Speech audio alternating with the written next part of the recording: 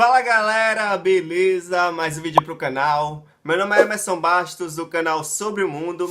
E no vídeo de hoje vou falar sobre o maior acidente nuclear de todos os tempos. Você sabia que esse acidente ele poderia ter deixado a Europa inabitada?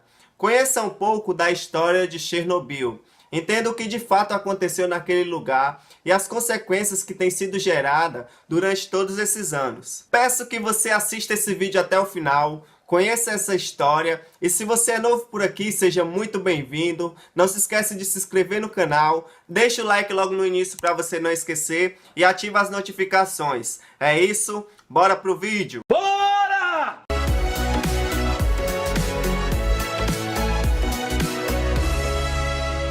Nesse ano de 2019, o acidente nuclear de Chernobyl ele vai completar 33 anos. Ele ocorreu no dia 26 de abril de 1986. E nesse vídeo eu quero te trazer lembranças do que realmente aconteceu nesse acidente.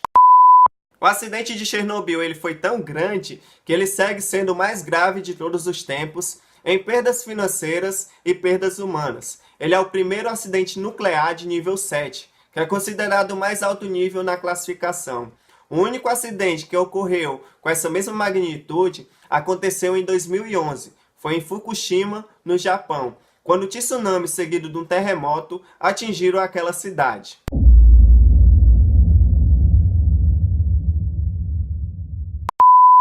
Essa história tem início em uma sexta-feira, não na sexta-feira 13, mas dia 25 de abril de 1986, na cidade de Pripyat, na Ucrânia, que até então fazia parte da antiga União Soviética. Essa cidade ela foi construída em 1970 para abrigar principalmente os operários e os seus familiares. Lá possuía cerca de 43 mil habitantes, e para eles era apenas mais um dia comum. A 3 quilômetros da cidade de Pripyat está construída a usina nuclear de Vladimir Ilyich Lenin, que é comumente conhecida como a usina nuclear de Chernobyl. Ela é composta por 4 reatores, cada um capaz de produzir cerca de 1 gigawatt de energia. Os 4 reatores em conjuntos, eles produziam cerca de 10% da energia que era utilizada pela Ucrânia na época do acidente. O primeiro reator entrou em funcionamento em 1977 e o segundo apenas em 1978.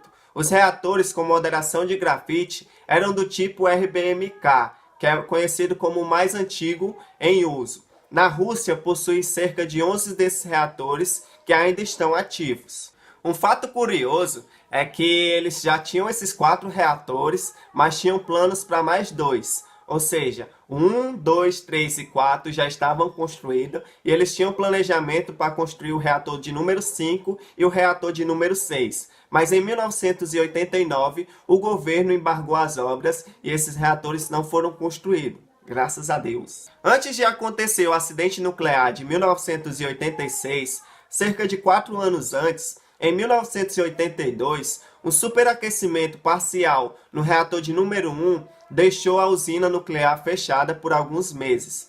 E isso já previa que futuramente poderia ocasionar algum problema.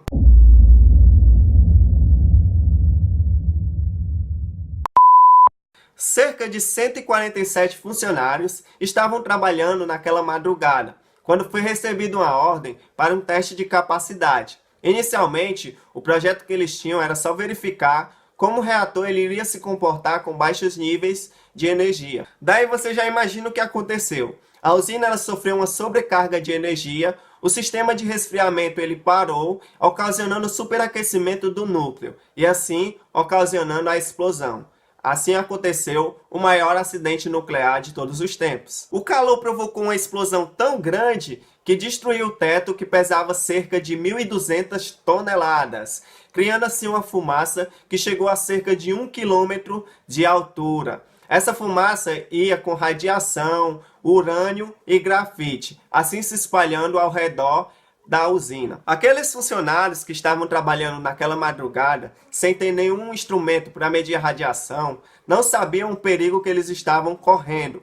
A radiação lá dentro era tão forte que cerca de 60 segundos eram necessários para matar um deles. E dezenas dessas pessoas, semanas depois, eles morreriam por conta do envenenamento daquela radiação. Há 2 teorias oficiais mas contraditórias sobre a causa do acidente. A primeira foi publicada em agosto de 1986 e culpou exclusivamente os funcionários, ou seja, deu erro, põe a culpa nos funcionários. A segunda ela foi publicada 5 anos depois, em 1991, e culpava o projeto RBMK sobre as causas do acidente. Alguns especialistas independentes acreditam que nenhuma dessas teorias estão completamente certa, mas que a conjunção das duas ocasionaram o acidente de Chernobyl. Os primeiros bombeiros que chegaram na usina, eles foram sem nenhum equipamento adequado e também não imaginavam o risco que eles estavam correndo. Para eles era apenas mais um incêndio, então eles despejaram milhares de litros de águas que de nada adiantavam. Todos eles sofreram com doses letais de radiação, e a atitude que eles tomaram poderia ter ocasionado algo ainda pior.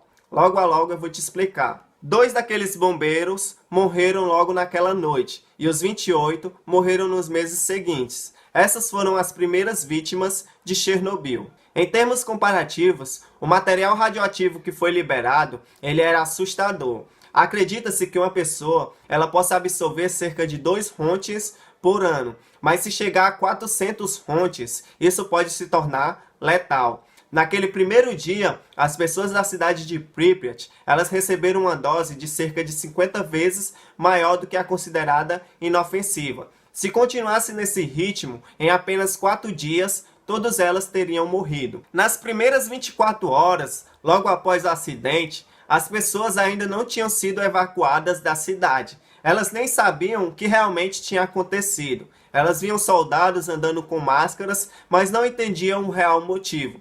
Os boatos que rodavam naquela cidade é que havia acontecido um acidente e que 2 pessoas tinham morrido nesse acidente. Logo nas primeiras 24 horas, eles fizeram as medições das áreas externas da usina e chegaram a um nível astronômico de 2080 röntgens. Nesses níveis, bastava apenas 15 minutos para ser letal para um ser humano que não tivesse com equipamento adequado. O nível ia continuar a subir, e as portas e janelas das casas eram para estarem seladas e as pessoas tomando pílula de iodo, que isso iria amenizar os efeitos da radiação. Mas nenhuma dessas atitudes foram tomadas e as pessoas ainda não sabiam o que de fato tinha acontecido.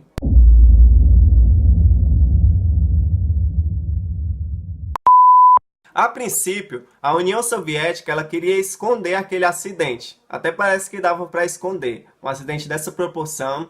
E eles logo criaram uma comissão com os maiores especialistas em energia nuclear, que foi liderado por um físico, que ao saber da situação, se dirigiu até a cidade de Pripyat. Todos os 43 mil habitantes eram para ser removidos daquela cidade às pressas. Então as autoridades elas disponibilizaram cerca de 1000 ônibus que os levariam até Kiev. E para evitar o pânico, essas autoridades elas não informaram ainda o real motivo do acontecimento. Elas pediram que todas as pessoas tivessem um prazo de 2 horas para pegar tudo que elas possuíam e ir até o ônibus, deixando para trás muita coisa.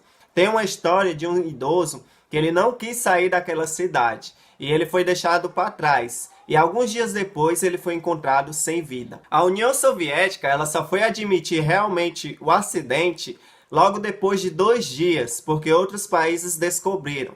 Os ventos estavam tão fortes que estavam levando aquela radiação para outros países. E ao chegar na Suécia, eles descobriram que tinha algo errado e logo pediram um relatório do que estava acontecendo. Ao terem ciência que outros países já sabiam do que estava acontecendo, a União Soviética ela organizou uma mega operação, que consistia em milhares de trabalhadores e vários helicópteros, que eram enviados para o foco do incêndio, levando ácido bórico, areia e chumbo até o foco do incêndio. E eles jogavam ali para tentar minimizar os níveis de radiação e as chamas que ainda estavam sendo propagadas. No primeiro dia da operação, foram cerca de 110 sobrevoos, e no segundo dia, cerca de 300 sobrevoos. Os níveis da radiação, ali em cima do reator, chegou ao nível de 3.500 röntgens. Foram despejados lá cerca de 6.000 toneladas de dejetos, entre ácido bórico, chumbo e areia. Mas o magma estava tão aquecido que ele ia dissolvendo todos esses materiais. E você lembra da água que eu falei, que os bombeiros lançaram lá no início do vídeo? Pois bem, se o magma entrasse em contato com a água, ela ocasionaria uma segunda explosão ainda maior e ainda mais devastadora. Essa explosão teria uma força de 3 a 5 megatons. Ela seria comparado a uma bomba nuclear gigantesca, que teria uma força comparada a 100 vezes mais do que a bomba de Hiroshima e Nagasaki juntas. Ou seja, poderia até dizimar metade da Europa. Essa explosão poderia deixar a Europa totalmente inabitada por conta da radiação. Foram criadas duas medidas para evitar essa segunda explosão. A primeira consistia em enviar bombeiros para remover a água que estava empoçada debaixo daquele magma, que se entrasse em contato, ocasionaria a explosão. E logo em seguida, esses bombeiros seriam declarados heróis nacionais, pois eles sabiam que se fossem, eles não voltariam com vida. A segunda medida era selar aquela parte em que o magma ia escorrer para que ele não entrasse em contato com a água, caso a primeira alternativa não desse certo.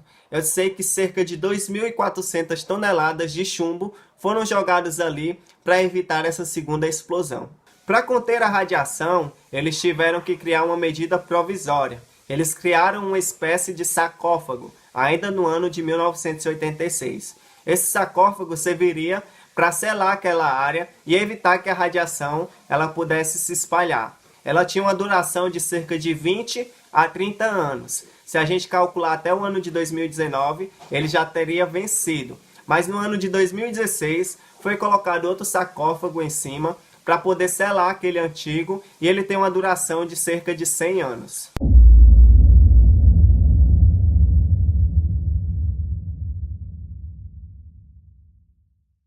Um último relatório que foi apresentado, eles mostram que os gastos públicos de cerca de 5 a 10%, tanto da Ucrânia como da Bielorrússia, que foi um dos países mais afetados, eles são direcionados exclusivamente a esse acidente de Chernobyl. Apesar desse acidente de Chernobyl, que aconteceu em 1986, os outros 3 reatores eles continuaram ativos. O primeiro foi fechado em 1991, logo após outro acidente que ocorreu, que foi um incêndio. O segundo só foi fechado em 1996 e o terceiro apenas em 2000.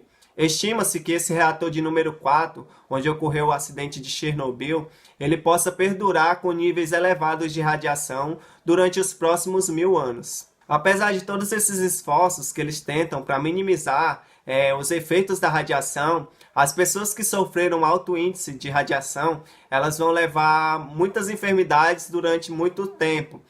Nesses países que eu citei, a Ucrânia e a Bielorrússia, elas têm muitos registros de pessoas que estão nascendo com anomalia genética e até mesmo com problemas congênitos. Até mesmo no Reino Unido, eles têm apresentado mudanças climáticas e isso vai durar por muitos e muitos anos. Por meio dessas e de outras informações, muitos ambientalistas eles se colocam radicalmente contra a construção de novas usinas nucleares. Infelizmente, pelo mundo afora, ainda existem muitas dessas usinas ativas, que não têm prestado nenhum tipo de segurança e que futuramente também podem ocasionar muitos danos à população e também à fauna e à flora.